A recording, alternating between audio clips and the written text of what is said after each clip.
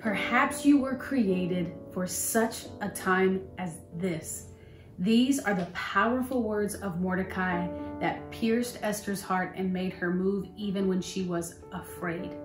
When she didn't want to go before the king because she was afraid to go before the king because it could potentially be a death sentence, those words changed her heart.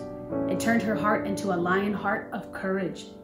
When he said, maybe you were made for this. Maybe you were brought into this place of favor because God's going to use it to save an entire race, to save the Jews. And she says, let's fast, let's pray.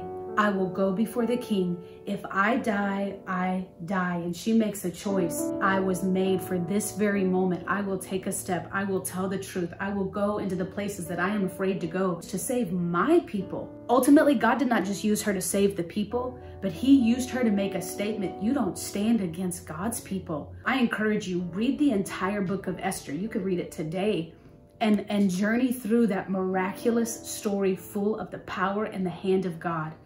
But there's one main line that I want to take from Mordecai and present to you.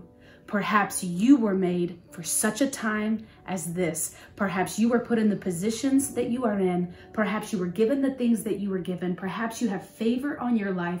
Perhaps you were born in this very hour at this very time because it is exactly what God had in mind. You didn't miss a generation. You weren't born out of season. You weren't meant to be born at another time. No, you were born for today. God knew exactly the challenges that we would be facing. God knew exactly how much the truth would be persecuted.